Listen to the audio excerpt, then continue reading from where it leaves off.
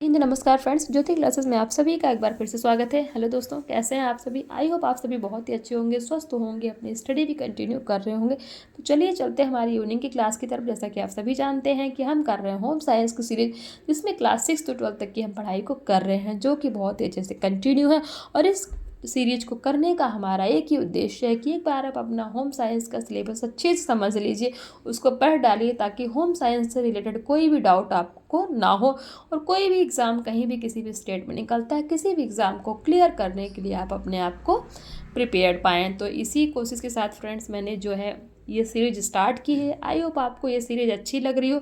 और हाँ, जो हम ये सीरीज़ कर रहे हैं क्लास 6 to 12, उसमें हमारी क्लास 6 to 8 तक की पढ़ाई को हमने कंप्लीट कर लिया और हम कर रहे हैं हमारी क्लास 9। तो अगर अभी तक आपने हमारी उन वीडियोज़ को नहीं देखा है तो प्ले लिस्ट में जाइए, वहाँ पर जा करके क्लास 6 to 8 तक की हमने जितनी भी पढ़ाई की है ना फ्रेंड्स, उनके वीडियोस को वॉच आउट करके अपने कॉन्सेप्ट को आप क्लियर कर सकते हैं। क्योंकि हर एक टॉपिक को बहुत ही डिटेल में कराया गया है, जिसमें पॉइंट टू पॉइंट हर चीज़ें कराई गई, कुछ भी एक भी टॉपिक छोड़ा नहीं गया है। और जुड़ सकते हैं हमारे साथ। चैनल पर नए आए हैं तो चैनल को सब्सक्राइब कर लीजिए, बेल आइकन प्रेस कीजिए इसी तरह से पढ़ने के लिए। और हाँ, वीडियोस को ज़्यादा से ज़्यादा अपने दोस्तों के साथ भी शेयर कीजिए, क्योंकि मैं चाहती हूँ हमारे जितने भी होम साइंस के लर्नर्स हैं, सभी के पास ये वीडियो पहुँचे और उनकी भी पढ़ाई बहुत ही अच्छी तरह से हो सके। और हाँ, कमेंट के माध्यम से अपनी राय हमें अवश्य बताइए फ्रेंड्स। आप वीडियोस तो देख लेते हैं बट कोई रिस्पॉन्स नहीं करते। प्लीज़ आप सभी से मैं निवेदन करती हूँ कि आप रिस्पॉन्स किया करिए, जिससे कि मुझे भी थोड़ा सा मोटिवेशन मिले, मैं भी थोड़ा मोटिवेट हूँ, मुझे भी लगे कि हमारे जितने भी व्यूअर्स हैं वो सभी हमारे साथ, जितने भी लोग जुड़े हैं, वो उनको ये सीरीज पसंद भी आ रही है कि नहीं आ रही है। कुछ तो कमेंट करके अपनी राय हमें अवश्य बताइए। तो चलिए देखते हैं आज की क्लास में हम क्या करने वाला। आज की क्लास में करेंगे फ्रेंड, जीवन में वस्त्रों का उपयोग एवं महत्व के बारे में हम जानेंगे। इसके पहले हमने प्रीवियस क्लास में, यानी कि हमारी प्रीवियस क्लास कब हुई थी? मॉर्निंग में ही हुई थी। मॉर्निंग में 9 o'clock, जो कि हमेशा होती है। तो प्रीवियस क्लास में हमने क्या किया था, एक बार उसका रिवीजन ले लेते हैं, क्योंकि revision is the most important part of our study, you know that ना। तो चलिए चलते हैं, देखते हैं हमने प्रीवियस क्लास में फ्रेंड्स क्या पढ़ा था। प्रीवियस क्लास में हमने पढ़ा था रेशम के तंतु के बारे में जाना था, और रेशम के तंतुओं से निर्मित वस्त्रों की रासायनिक विशेषताएं देखी थी। फिर हमने उसके बाद रेशम के तंतुओं से निर्मित वस्त्रों की भौतिक विशेषताएं देखी थी। रेयॉन जाना था, रेयॉन के तंतुओं से निर्मित वस्त्रों की भौतिक विशेषताएं देखी थी, उनकी रासायनिक विशेषताएं देखी थी। फिर हमने नायलॉन जाना था, नायलॉन की रचना देखी थी, नायलॉन के तंतुओं से निर्मित वस्त्रों की भौतिक एवं उनकी रासायनिक विशेषताएं देखी थी। और साथ ही साथ फ्रेंड्स हमने एक्रिलॉन की रासायनिक विशेषताएं और भौतिक विशेषताएं, डेकारॉन, इसकी भी रासायनिक एवं भौतिक विशेषताएं, और हमने लास्ट में देखा था क्या, आरालॉन, इसकी भी रासायनिक एवं भौतिक विशेषताओं के बारे में जाना था। तो ये तो थी फ्रेंड्स हमारी प्रीवियस क्लास। आई होप आपका एक बार क्विक रिवीजन हो गया होगा। अगर आपने ये क्लास देखी है, जो कि हमारी मॉर्निंग में हुई है, तो आपको ये सारे कॉन्सेप्ट क्लियर हो गए होंगे। नहीं देखिए तो प्लेलिस्ट में जाइए, वहाँ से जा करके सारे ही टॉपिक को डिटेल में कराया गया। आप वहाँ से जाके अपने कॉन्सेप्ट को क्लियर कर सकते हैं और जुड़ सकते हैं हमारे साथ।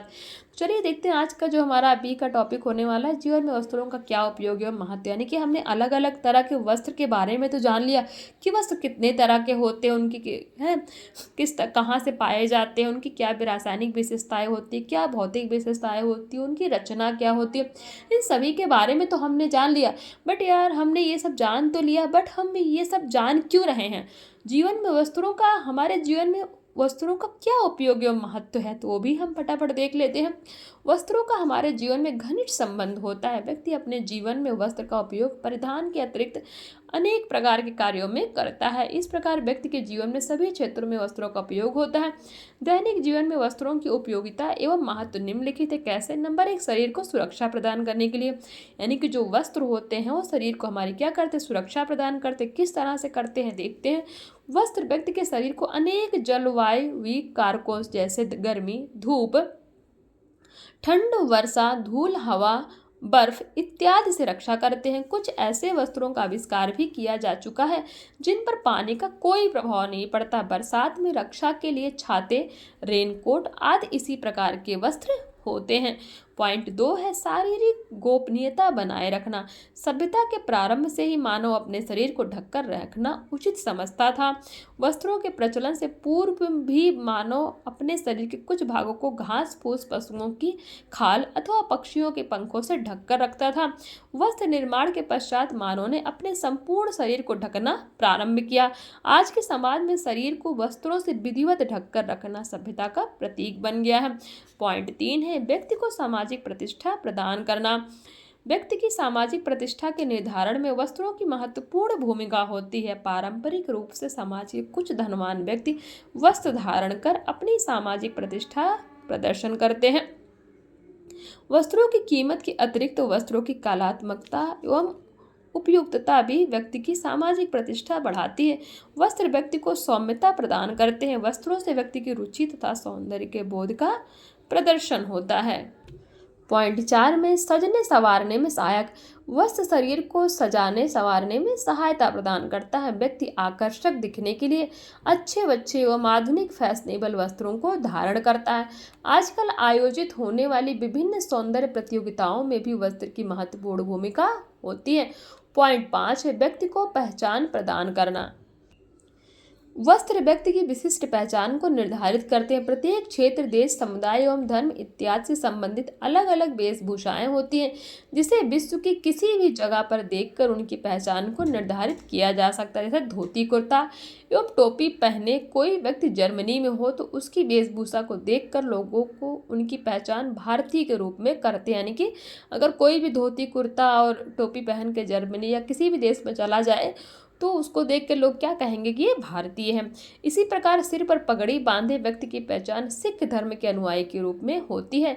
इसी प्रकार सेना, पुलिस, डाक, तार विभाग तथा किसी विशेष विभाग एवं संस्था से जुड़े व्यक्तियों की पहचान उनकी वेशभूषा के आधार पर ही की जाती है। इसके अतिरिक्त स्कूल, कॉलेजों में अध्ययनरत छात्र छात्राओं को पहचान भी उनकी वेशभूषा से ही की जाती है। यानी कि जो भी छात्र अध्ययनरत होते हैं उन छात्र छात्राओं की पहचान भी उनकी वेशभूषा से ही होती है।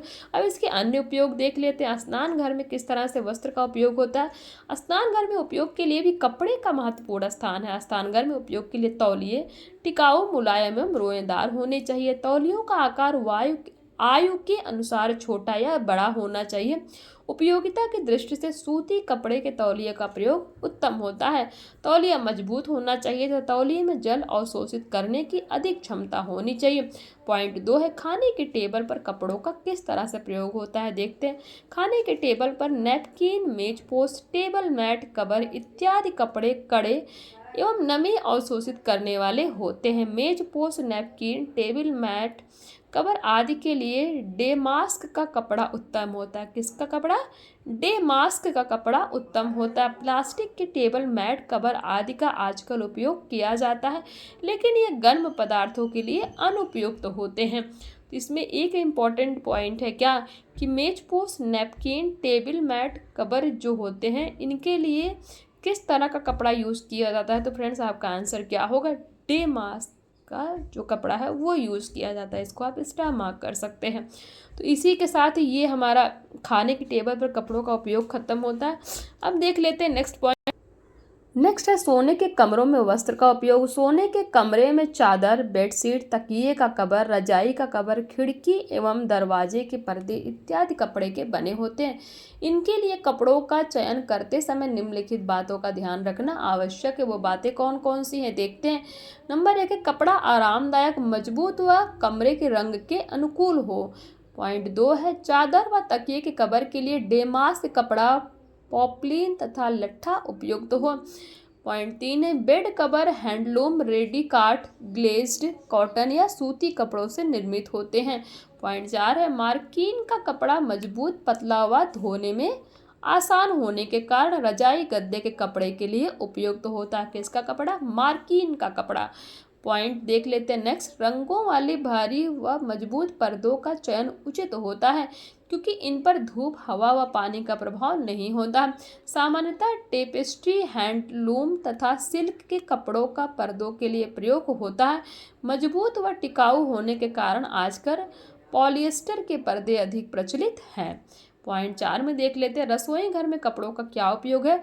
रसोई घर में उपयोग होने वाले कपड़े तौलिए सूती कपड़े के बने होते हैं। इसके अतिरिक्त दैनिक उपयोग के हर क्षेत्र में, जैसे अस्पतालों, मंदिरों, वाहनों, ऑफिस इत्यादि सभी जगह के कार्यों में कपड़ों का महत्वपूर्ण योगदान होता है। तो ये तो फ्रेंड्स हमने कुछ पॉइंट्स जाने कि कपड़ों के बारे में जाने कि वस्त्रों का हमारे जीवन में क्या उपयोग एवं उनका महत्व है। तो ये फ्रेंड्स हमारा जो है ये चैप्टर इसी के साथ हमारा क्या होता है, कंप्लीट होता है। आई होप ये क्लास आपको समझ में आई हो। तो मॉर्निंग की क्लास हमारी ज़्यादा बड़ी हो गई थी, इसीलिए मैं आज इसको ज़्यादा आगे नहीं ले जाऊँगी, क्योंकि हमारी इसी के साथ हमारी क्लास भी जो कंप्लीट हुई है, इसी के साथ हमारा ये चैप्टर भी कंप्लीट हो गया हो। आई हो आपको सब कुछ समझ में आया हो जो भी हमने टेक्सटाइल्स के बारे में पढ़ा है। नेक्स्ट क्लास में फ्रेंड्स हम करने वाले, यानी कि कल की मॉर्निंग की क्लास में हम करेंगे इसी से रिलेटेड कुछ क्वेश्चन आंसर्स की प्रैक्टिस, जो कि हमारे टेक्सटाइल से रिलेटेड है। वो क्लास हमारी बहुत ही इंपॉर्टेंट होने वाली है कि हम इसमें क्या करेंगे, हमारे क्वेश्चन आंसर्स की प्रैक्टिस करेंगे। चलिए मिलते हैं हमारे कल की मॉर्निंग की क्लास में। तब तक के लिए जय हिंद, नमस्कार। हंसते रहिए, मुस्कुराते रहिए, एक दूसरे की हेल्प करते रहिए।